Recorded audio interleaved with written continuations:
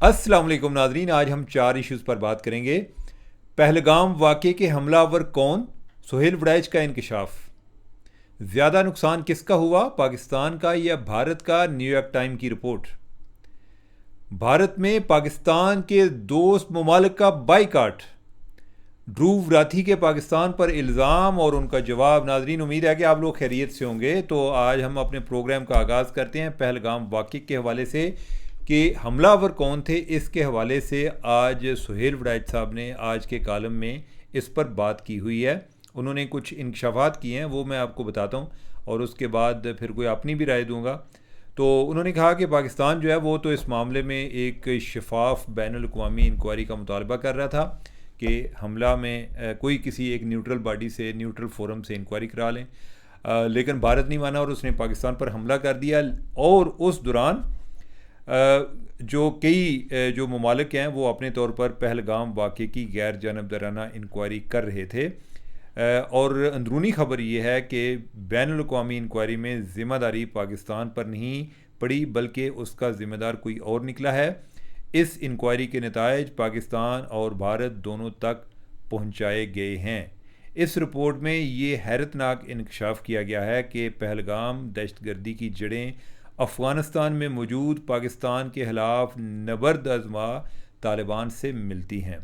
इस रिपोर्ट में कहा गया है कि हालिया दिनों में पाकिस्तान ने अफ़गान तालिबान के गिर्द घेरा तंग कर रखा है।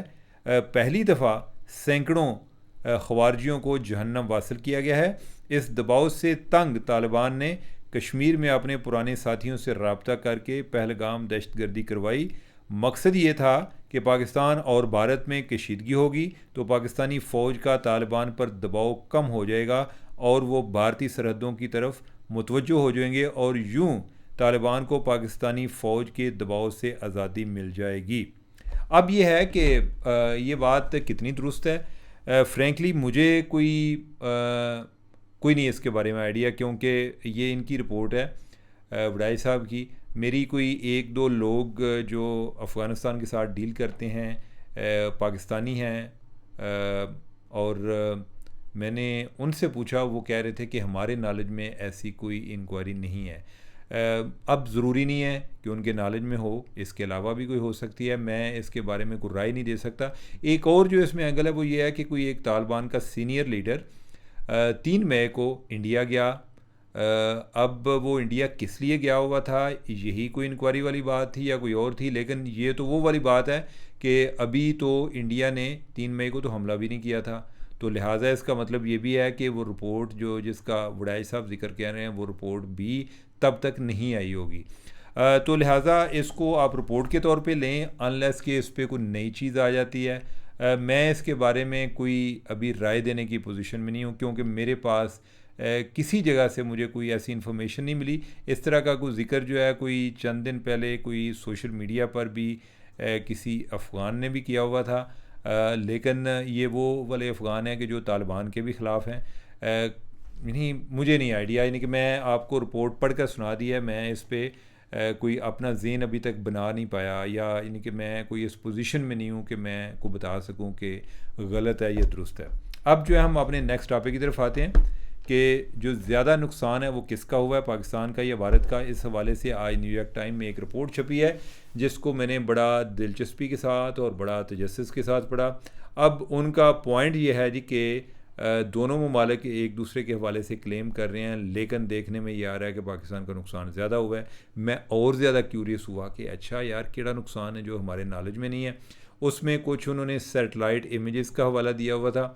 लेकिन यह है कि मसलन उन्होंने जिक्र किया जी कि एक तो वो एयर बेस का कि जिधर वो हमारे एक गालिबन स्क्वाड्रन लीडर जो है वो शहीद हुए हैं, उधर का जिक्र किया जी कि उधर भी उन्होंने इंडिया ने कोई उसको भी टारगेट किया है। नूरहान एयरबेस का किया, 2 एयरबेसिस का उन्होंने जिक्र किया और 7 सैटेलाइट इमेजेस लगाए हुए थे। अब यह है कि सैटेलाइट इमेज बताने का आपका मकसद तो यह है कि आप कह रहे हैं जी कि हमारे पास जो एविडेंस है। आपके पास एविडेंस की अहमियत तब होती है कि जब यानी कि हम जो है इस चीज़ को मान ना रहे हों कि नूरहान एयरबेस पर हमला नहीं हुआ, हम माने हैं। लेकिन यह है कि आपके पास इमेजेस ऐसे होने चाहिए थे कि जिससे पता चलता कि उधर वाकई को नुकसान हुआ है। इधर जो है जो हमारे ऑफिशियल सोर्सेज हैं उनके मुताबिक तो ये है कि हमने उसको इंटरसेप्ट किया था, यानी कि वो कोई टारगेट को जो भी आए मिसाइल वो उसको हिट नहीं कर पाए।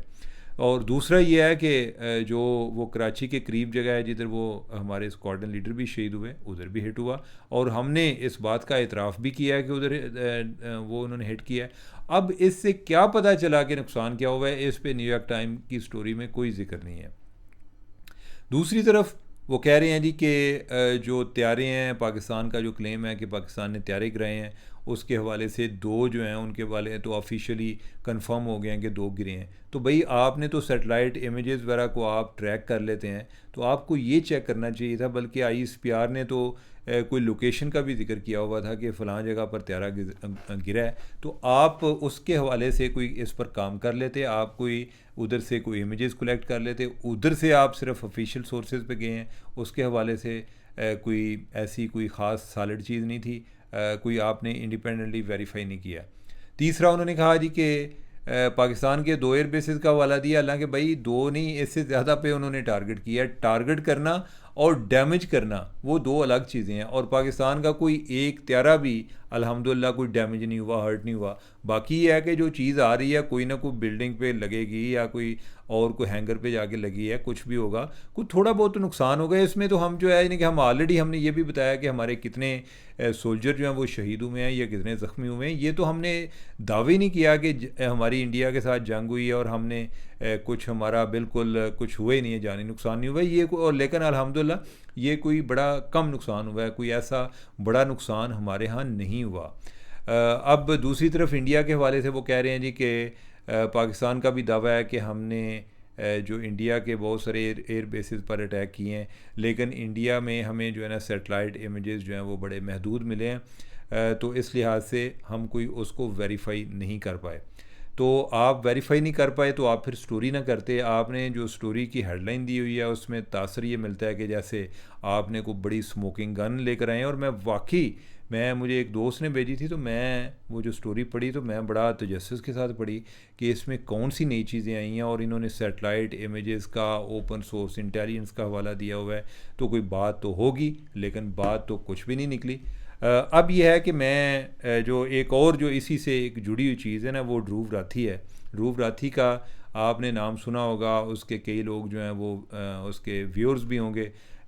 और इत्तेफाक की बात कह लें कि मैंने आज उसका प्रोग्राम पहली दफ़ा देखा है। मैंने कभी नहीं, कि यही है कि कोई जैसे किसी ने बताया कि ध्रुव राठी, मुझे आज नाम भी मैंने आज याद किया, मुझे नाम भी नहीं आता था। मैं ज़्यादातर यही कहता था कि यार वो जो इंडियन नहीं है वो क्या नाम है उसका, वो राठी या कोई ड्रोव है कोई इस तरह का, तो वो मुझे आगे को बताते थे कि उसका ये नाम है। तो मैंने कोई पहले उसके प्रोग्राम की झलक ही देखी। आज भी मैं इतना है कि कोई आप समझें कि जैसे कोई 90% प्रोग्राम मैंने आज उसका देखा है। लेकिन जो मैं प्रोग्राम देखा है मैं उसके हवाले से पहले बता देता हूँ कि उसने दावा किया, उसने कहा जी कि चूँकि मेरे कोई 6.5% जो पाकिस्तानी है मेरे देखने वाले, तो मैं उनको भी इन्फॉर्म करना चाहता हूँ कि पाकिस्तान जो है ना वो एक दहशतगर्द कंट्री है। तो लिहाजा वो बड़ी जनाब स्मोकिंग गन, बड़ी जनाब स्ट्रॉन्ग किस्म की एविडेंस लेकर आया। एविडेंस क्या लेकर आया कि वो पुरानी एविडेंस जी कि वो इधर से उसामा बिन लादन निकला था। वो यार पूरी दुनिया के बच्चे नू पता है पाकिस्तान नू निकला सी, अगे गल करया करो, ठीक है। ये कौन सी बात हुई कि उसामा बिन लादन इधर से निकला है, ये आपने को बड़ा कमाल किया है।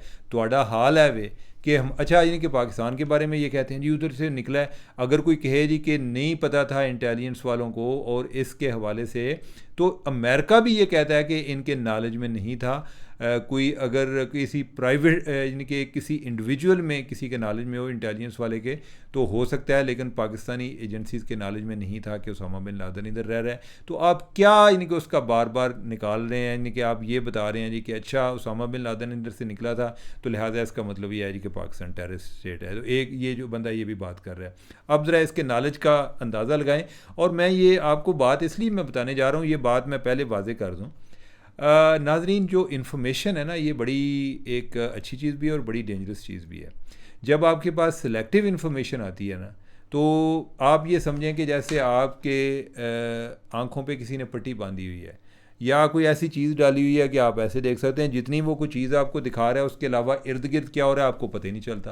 तो लिहाजा आपको सिलेक्टिव इन्फॉर्मेशन जो है वो बड़ी बाज़ औक़ात गुमराह कुन भी होती है, बल्कि अक्सर होती है मिसलीडिंग होती है। अब इसने अपना जो ध्रुव राठी ने बयान किया है, मैं हैरान हुआ। मैंने कहा यार इसको इतने लोग देखते हैं, लोग आते नहीं यार जनाब पूरा जनाब वो न्यूज़पेपर चला देता है जी, क्या वेखो है खबर फलानी जगह चली थी।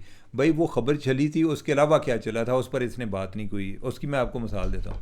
इसने ये कहा जी कि इंटेलिजेंस रिपोर्ट्स थी और हमें इधर से पता चला था कि पहलगाम वाला वाक़या होने वाला है। इनकी हुकूमत जो कांग्रेस को या ओवरऑल पार्लियामेंट को बता चुकी है, उसमें उन्होंने ये कहा जी कि हमारे पास कोई इंटेलिजेंस रिपोर्ट नहीं थी कि वो कोई हमला करने वाला है, या कोई जिससे हम अंदाज़ा लगा सकें, या जिससे हमें पहले इस हमले के बारे में पता होता है। ये वो लोग हैं जो हर टाइम पाकिस्तान पे इल्ज़ाम लगा रहे होते हैं जी कि उसामा बिन लादेन जो है, आपको कैसे हो सकता है पता नहीं।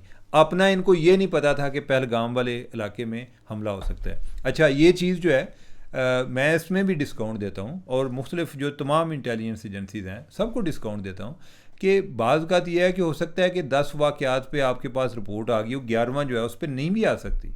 आपका जो दुश्मन है वो भी हर टाइम तैयारी कर रहा होता है, तो बाज़ बात मिस भी हो जाती है। हम जो कोई ऐसी इंटेलिजेंस फेलियर होता है उसको ऐसे बयान करते हैं कि जैसे ये एक परमानेंट फिनोमेना है। लेकिन coming back to Rathi, Dhruv Rathee, वो भाई जाहिल आदमी, आपको किसने बताया है कि इंटेलिजेंस इंटरसेप्ट था? आप जो है यानी कि मैं अगर इस तरह कोई साथ कोई न्यूज़पेपर चला रहा होता ना, तो मैं फिर आपको ब्लूमबर्ग चला के दिखाता। ब्लूमबर्ग जो है ना अमेरिकन न्यूज़पेपर है, और उसमें जो रिपोर्ट करने वाले हैं वो गोरे भी थे, अमेरिकन भी थे, और आपके इंडियन भी थे। दोनों ने मिलकर रिपोर्ट किया था कि जो उधर पार्लियामेंट में बताया गया है, जो कांग्रेस को या जमातों को एतमाद में लिया गया है, उनको ये बताया गया है कि हमारे पास कोई इंटेलिजेंस रिपोर्ट नहीं थी। लिहाजा एक तो आप इधर झूठ बोल रहे हो, दूसरा आपको ये भी नहीं पता कि उसमें जो FIR में जितने भी लोगों के जो नामजद हैं उनमें से आज तक कोई बंदा पकड़ा नहीं गया। आपके पास ना इंटेलिजेंस रिपोर्ट थी, ना आपने कोई बंदा पकड़ा। बंदा पकड़ते आप बता सकते जी कि ये पाकिस्तानी हैं, या यानी कि आप उनसे कोई झूठी कन्फेशन करा लेते कि अच्छा जी हमें जी फ़लाँ जगह से भेजा गया। आप ना बंदे पकड़ सके हो, आपने जो है एक पावर ऑफ इमेजिनेशन पे पाकिस्तान पे अटैक कर दिया। तीसरा ये कह रहा है जी कि वो जो द रेजिस्टेंस फोर्स है, और वो जी जिसका तल्लक जी वो लश्कर तैयबा के साथ है, और रेजिस्टेंस फोर्स ने ज़िम्मेदारी कबूल की थी। इसको ये नहीं पता कि रेजिस्टेंस वाले जो हैं उन्होंने बाद में जो पहली ज़िम्मेदारी कबूल हुई थी, जिसकी तरफ से हुई थी, उन्होंने कहा कि ये हमारी नहीं है, यानी कि हमने ये नहीं किया, ये किसी जो इंडियन गवर्नमेंट है उन्होंने कोई यानी कि एक जैली एक ऐलान जो है, अनाउंसमेंट जो है वो हमारे रेफरेंस से चलाई है। हमारा इस वाक़े के साथ कोई तल्लुक़ नहीं। लेकिन ये बंदा जो है इसने सारी बातें सिलेक्टिवली बयान की हैं। ऐसे लग रहा था कि जैसे एक भारतीय तर्जुमान के तौर पे हैं। अगर आप इंडिपेंडेंट बात करते हो तो फिर आप या तो अपनी तहकीक पूरी कर लिया करो। अगर आप इसी तरह की तहकीक करते हो कि जो चीज़ आपको चाहिए आपने उठाई, उसके अलावा क्या हो रहा है वो पता नहीं, लोग कहें ध्रुव यार कमाल करते हो यार, ध्रुव तुमने तो इतनी चीज़ें तुम कैसे पढ़ लेते हो। ठीक है, ये हालत है। ये नहीं कि, और मैं आपको बताऊं कि ये जो इस शोबे में भी ऐसे लोग आ गए ना कि जिनका जर्नलिज्म के साथ ताल्लुक़ नहीं है, जब हम उनको फॉलो करते हैं तो वो किस लिहाज से भी डेंजरस होता है। जर्नलिज्म में भी हमारे को सारे लोगों ने कोई अच्छी एग्जांपल सेट नहीं की, लेकिन आपको कोई बेसिक का तो पता होना चाहिए। ठीक है, खैर मैं ध्रुव से क्या शिकायत करूँ, इसके जो बाकी लोग हैं वो भी कोई इसी तरह की बातें चला रहे होते हैं। सो कॉल्ड बड़े बड़े जर्नलिस्ट बने हुए थे और जितना पूरा मीडिया उनका एक्सपोज हुआ है। आगे ये इसकी बात सुन लें। नेक्स्ट ये कह रहा है जी कि अब्दुल रऊफ़ जो है वो जो जैश मोहम्मद का जो लीडर है उसका भाई मसूद अज़हर का वो जी जनाजा पढ़ा रहा है, और उसके पीछे जो फ़ौजी अफसर हैं कोई वो उसके पीछे जनाजा पढ़ रहे हैं। वो जो उधर बहावलपुर में जिधर इन्होंने मिसाइल मारा और को बच्चे वगैरह भी मर गए, औरतें भी मर गई, तो वो कहता है। अब जो है अब्दुल रऊफ़ ये जब ये बात कर रहा है, ये ध्रुव राठी, उस टाइम तक पाकिस्तान इसके बारे में बता चुका है कि वो जो अब्दुल रऊफ़ है उसका मसूद अज़हर के साथ कोई ताल्लुक़ नहीं था। वो बंदा अपनी वीडियो स्टेटमेंट में बता चुका है कि मेरा कोई ताल्लुक़ नहीं है। उसका फैमिली जो है वो डिफरेंट है, वो इससे जो जैश के में है ही नहीं। अच्छा, और ये अपनी तरफ से जी वो तस्वीरें दिखा दिखा के ना जी मैं आपको एविडेंस दे रहा हूँ, और प्राउडली क्लेम कर रहा है जी कि मैं पाकिस्तानियों को बता रहा हूँ जी कि आपका मुल्क जो है वो दहशतगर्द है। ये अगेन इसने झूठ बोला है। आगे ये कह रहा है जी कि अजमल कसाब के हवाले से, या जो मब्बे इंसिडेंट है, वो कहता है जी कि पाकिस्तान मान नहीं रहा था। और भाई पाकिस्तान ने तो शुरू में बात कर दी थी। आपको ये नहीं पता कि पाकिस्तान में तो ट्रायल चलता रहा उनका। पाकिस्तान को जो एविडेंस चाहिए थी वो एविडेंस इंडिया ने पेश नहीं की। पाकिस्तान में तो उसका ट्रायल चलता रहा। आप किस दुनिया में रहते हो, किधर से इंफॉर्मेशन लेते हो? ठीक है, मुझे तो बड़ा अफसोस हुआ कि ये कितने लोगों को ये बंदा गुमराह कर रहा है कि इसको मिलियंस में लोग देखते हैं, और सारे फिर इसी तरह की सिलेक्टिव स्टोरियाँ जो जो वो सुनना चाहते हैं उस तरह की उनको सुनाता है। इसको वेरीफाई करने का पता नहीं, और सुनने में ये आता है जी कि उसने पता नहीं 17 या कितने रिसर्चर रखे हैं। मैं तो हैरान हूँ इस बंदे पे। अच्छा, अब यह है कि शशि थरूर को कोट कर रहा होता है जी कि शशि थरूर ने ये कहा, एंटी कलोनियलिस्ट जो है शशि थरूर जो है वो आजकल बड़ा बना हुआ है। शशि थरूर जो है, इस पर मैं ज़रा बाद में आता हूँ शशि थरूर पे। आगे जो है वो असदुद्दीन अवैसी जो उधर से एक आलम है, वो आजकल बड़ा इंडिया का मामा बना होते हैं कि वो बता रहे होते हैं कि जो जी पाकिस्तान का इमदाद बंद होनी चाहिए, ये दहशतगर्दी कर रहा है, ये वो कर रहा है।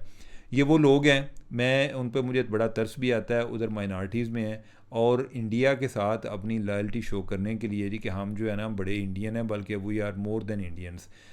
तो उस लिहाज से वो कोई उल्टे सीधे बयान दे रहे होते हैं। इनके बारे में 1945 में कायद अज़म मोहम्मद अली जिन्ना ने कहा कि जो लोग पाकिस्तान को अपोज़ कर रहे हैं वो बाद में उनकी सारी ज़िंदगी इंडिया में अपने आप को इंडिया के वफ़ादार होने की गवाहियाँ पेश करते हुए, सफाइयाँ पेश करते हुए गुजरेगी। तो ये जो अवैसी साहब हैं, इनका भी तल्लुक़ उसी तरह से है। अब जो है शशि थरूर का जो ये जिक्र कर रहे हैं, बड़ा एंटी कलोनियलिस्ट बना हुआ है ये शशि थरूर जो है, इसका मैंने ख़ुद पहले पढ़ा है कि ओवरऑल पूरी दुनिया जो है वो इस टाइम किस तरह ख़ास तौर पे मुस्लिम वर्ल्ड जो है वो इंडिया के ख़िलाफ़ हुई है।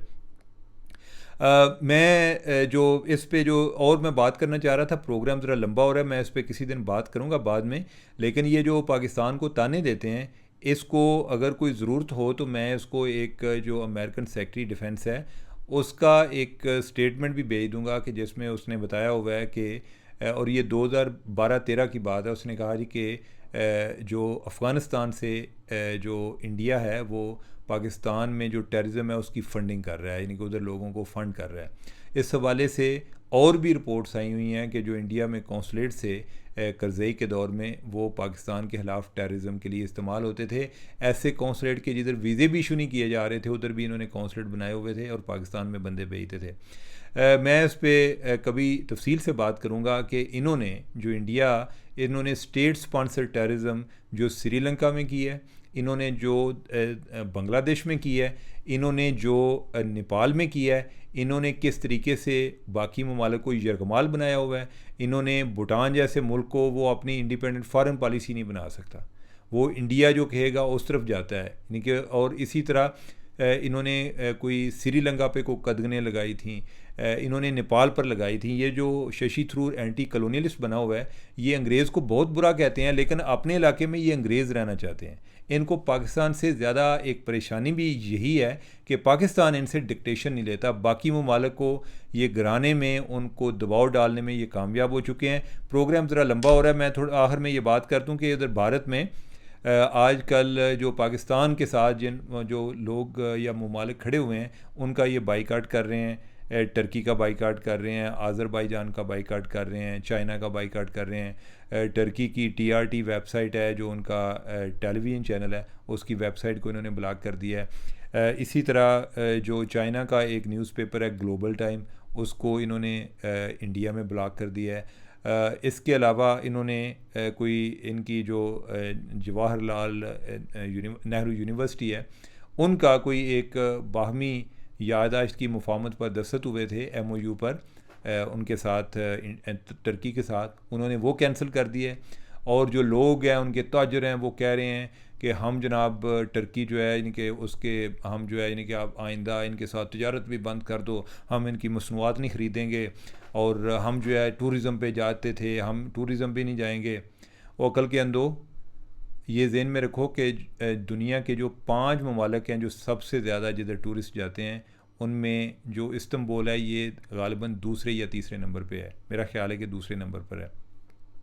तो आप लोग अगर नहीं जाएंगे तो उससे तुर्की को कितना को फ़र्क पड़ जाएगा। और दूसरा जो आप इंडिया तुर्की के साथ तिजारत करते हैं उसका क्या बनेगा। या कई लोग कहते हैं जी कि चाइना का बाइकाट करें, भाई बाइकाट करके देखो, जो चाइनीज़ प्रोडक्ट आपको सस्ती मिलते हैं आप इंडिया में बना लो, आप वो भी नहीं कर सकते। अब अच्छा, और दूसरा ये है, इनको बंदा पूछे कि आपको रफ़ाल जो है वो फ्रांस ने दिए थे, क्या अब हम जो है उनका बाइकाट कर दें। हम यानी कि, या अगर कोई चीज़ है अमरीकियों ने आपको दी थी और आपने वो वेपन जो है पाकिस्तान के ख़िलाफ़ इस्तेमाल की, तो हम उसका बाइकाट कर दें।